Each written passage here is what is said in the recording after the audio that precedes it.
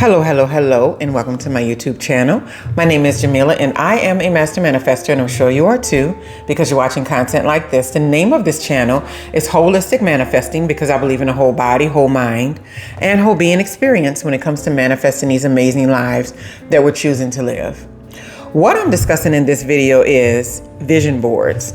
Vision boards that actually work, and like 5 mistakes that I see people do on a regular basis that kind of negatively impacts whether or not their vision board is going to help them manifest the life that they choose to live, right? And I don't like to call them mistakes, but I'll say just missteps, things that can be cleared up and maybe be fine-tuned. That's a better word for it. Things that can be fine-tuned to give you a better insight on how people talk about vision boards. And it works, and it did this and that. I can tell you just about every vision board that I've created. And I don't really do them for this year, that year. I kind of just create them in life whenever the inspiration or mood hits me. And I follow these 5 things that I'm about to talk about. And I have not without fail accomplished or had those things attracted into my life like 95% of the time, right? So they work. It does matter. Auto-suggestion works. All those things actually work, right? So the number one thing that I see people doing often is adding things that they don't truly desire. The most important thing about a vision board is to make sure that you truly have a real desire for the things that you're adding to that board. I don't care if it's things that you know you should be doing no matter what. If you don't have a strong desire for accomplishing that thing or figuring that thing out, it is not going to make sense to have it on your vision board because you're not going to be able to connect with it on a regular basis. Even if it's something that's like education wise, you want to accomplish certain things or whatever. If you're not in the mindset of believing that that stuff really matters, it doesn't matter if you stick it on a vision board. It's always going to be an area you avoid. And believe me, I've done this before. I've created beautiful vision boards. And there was a time when I thought, when my daughters were younger, that I should be that I should be recreating a traditional household, and that I needed to have a husband in a household because that was important. And because this one didn't work out, a traditional household was best, and there's a lot of studies that say yay or nay on that either way, depending on how you're looking at it.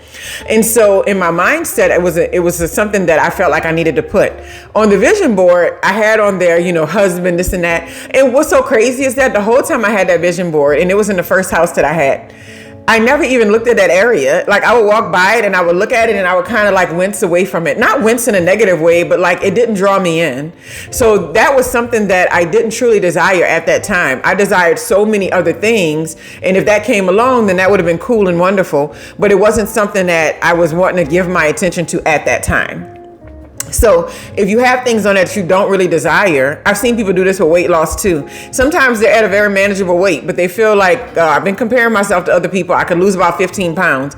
Well, they're not even passionate about losing that 15, and the 15 is not going to make or break them, and they know that. And so they put it on a vision board, and then it's a desire that they really can't connect with, because ultimately they feel like they're fine. They feel like they look okay, that they feel good, they're healthy, and that's perfectly okay. So just make sure that the stuff that you're adding to the vision board are things that you truly desire and not something that you think you should have on your vision board.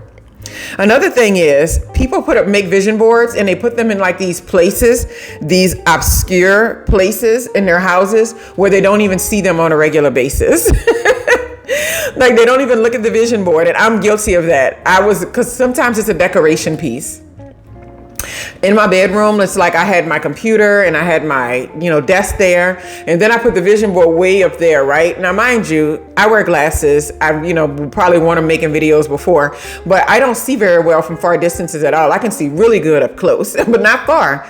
And so like, I'm the person that people wave at in the mall, and I'm like, I don't know if they're waving at me, but I'd rather wave than this not. Like, I really can't see your face. And so I'm having this vision board up here. I'm not even looking at it on a regular basis. And so just recently, like a week ago, I took it down and put it at eye level on another wall. And I've been looking at that vision board like 3 to 4 times a day and just seeing what's on it, and then seeing how close am I to other things, and have I even accomplished. Some of the things are already done. Some of the things are present in the moment I'm living out right now. So that's important too. It's another tip that I got from another creator, and I don't even know why I didn't think about this existing, but she was on Canva and found the digital wallpaper vision boards for your phone, and it's so cute. Everything's so little and cute on it, and it's the wallpaper for your phone. So of course, me being the technical person that I am, I couldn't wait to go make one. And I went over there and I was creating it, and it was so fun creating in the process. But now on my phone, like whenever, we go to the wallpaper with the page where everything is blank, you see this beautiful vision board. And I literally read it like 4 or 5 times a day just because I'm like, hey, has the needle moved on any of these things today? Am I any closer? And then when I feel myself getting that tightness, maybe possibly about it, I just put gratitude in it and be grateful for where I'm at today and what I have today, right? So that's something I noticed, like just make sure, even if you got to digitize your vision board and like make it your wallpaper on your laptop also, that's cool. And you can go to those websites and do it. You can make it in PowerPoint. That's something you can do. Save it as a picture. A lot of people know how to use PowerPoint really well like that. But whatever method that you take to do it, it's really nice when you can see that vision board about 4 or 5 times a day, if not even more. You don't have to pay attention to it every time, but going in your brain like that, it's getting in your subconscious whether you know it or not. Another thing that people tend to misstep on is not complementing the vision board with other aspects of your senses. So the vision board is something that's visually compelling to you. You see it, you can internalize it, it's going through your eyes, it's using your senses that way. But like complementing it with something like affirmations, that's going to bring that vision board to life. And I mentioned this on the channel a few weeks ago. Maybe it was a few weeks ago. I'm not sure. Everything is a blur. I've been living in the present moment. But I mentioned it on a channel before. I made some affirmations recently, and it's like a 20-minute long affirmation. And I added audio to it. I added music to it. And like I played it this morning before I even got out of bed. And it's so nice hearing my own voice and affirming these things. But pretty much it's the same things that's on my vision board. But it's just another component to like subconsciously bring these things into my space.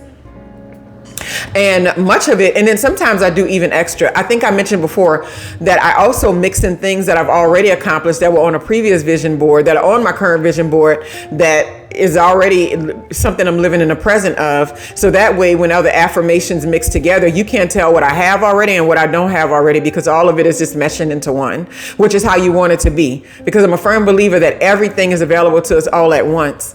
Oh, I'm making a video about that too. And all it takes is us, lifting the veil to see those things and for those things to become a part of our regular daily life, like our present moment.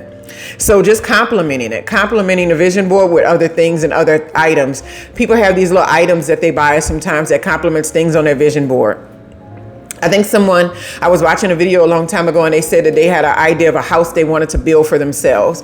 And so it was on the vision board, but they also bought a brick from Home Depot that they would have sitting on their mantle that kind of showed them as a reminder, this is something that you want to experience. And they said they would touch the brick and hold it every day and visualize themselves with their eyes shut, rubbing the brick as if they were rubbing the outside of their home. So that's another sense that you can bring into there, the feeling of it, like your actual touch, right? And then so a fourth thing that I see people kind of, need to fine tune is a little bit is visualizing the items. So it kind of piggybacks on the last one, is doing those visualizations and doing those meditations. Sometimes it's so hard to calm down our minds long enough to actually visualize ourselves doing something. Yesterday, I had the opportunity of visualizing myself for at least 5 to 10 minutes of actually doing the activity that I want to be doing, and in the way that I want to do it. And the amount of times I had to keep bringing myself back to it because I was losing it over and over again until it kind of was easier to do was a lot, especially in the first couple of minutes. So you just got to keep in mind that when you first start the process of like visualizing the things that you want, sometimes it's really hard to keep your mind focused on it. But don't give up, because after about 4 or 5 minutes into it, you'll really start to get a rhythm in it, and you'll start to be able to practice it and get better at it. And so the minute you get it and you start visualizing and being in it, it's going to be hard for you to let it go, because it feels so good to just visualize it and actually get the visualization right. Like there's no right or wrong, but to actually get it to where you actually can see yourself doing the thing, and you can see it in your mind's eye, and you don't have to think about is my attention going to be going other places. It will in the beginning, but over time it will help. So visualizing those things in actual meditations and actual moments, like using your imagination, is so important when you have the vision board, because it's not a standalone. And then the last thing is, a lot of people have vision boards, and when they look at them a lot, it's a reminder of what they don't have. And that's like the last thing that you should be doing. When you look at the vision board, a better way to bring those things into fruition is always going to be when you feel that little feeling, that little ping of desperation, or that little ping of, wanting and not having, always go right into gratitude for the thing. I'm so grateful that I have blah, blah, blah, blah, blah. I'm so grateful now that I have. Bob Proctor talks about that a lot. I'm so grateful now that, right? Because that keeps you in the mode of these things are happening in my life. Even if I can't see them unfolding right now, it's being created, right? And whether that's a cleaned up relationship with someone, whether that's, positive friendships, whether that's being able to inspire and help others, whatever it is that you have on the table, start feeling gratitude for being able to do it as opposed to what's not there or what's not working, right? It's so easy to walk up to a vision board and think like, I don't have this, I don't have that, I don't have that yet. And this vision board has been up here for like 6 months to a year. That's the last way that you're going to create that in your life. When you walk up to the board, it should automatically go into the space of, I'm so grateful now that I have experienced these things. I'm so grateful now that I can inspire so many people. I'm so grateful now that I have a position or a career that I truly love and enjoy. I'm so grateful now that I have money in the bank and I don't have to worry about my daily bills and I don't have scarcity mindset when it comes to my finances. I'm so grateful that my children have their lives on track, that they're making good decisions, that they're critical thinkers, that they know what they want in life and they know that they are capable of accomplishing those things. So even if those things are not in your present experience, in your present reality, that's just another way of bringing it closer in, right? So anyway, that's my 5 ways that I've noticed where people kind of like make missteps with vision boards. Like they create it and they say vision boards don't work, not by themselves. They work when you work. They work when you care. They work when you give something to it. You can't have something just sitting there and give no attention or time or energy to it and then expect it to still deliver something into your space or be a good reminder, right? We have to just make sure that we're always doing our part.